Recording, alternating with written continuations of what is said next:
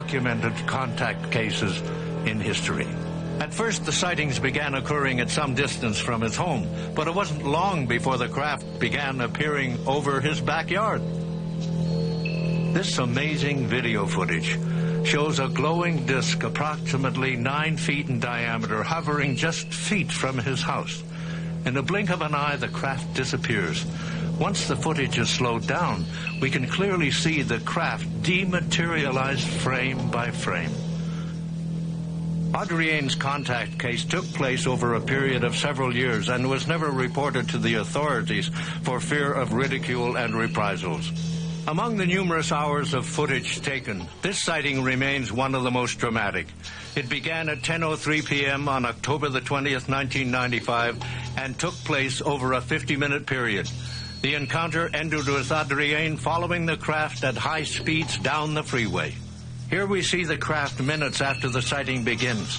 This extraordinary footage has never been broadcast and is being shown here for the first time. Clearly, we can see the craft hovering silently over the homes below.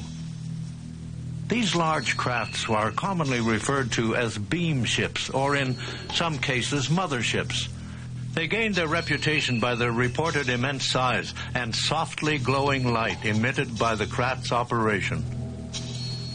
Approximately 38 minutes into the sighting, the ship began hovering away from his house. He followed the craft in his car and stopped along the freeway to film it hovering near an apartment complex. Minutes later, the craft flew directly over Miami's International Airport, where it hovered momentarily.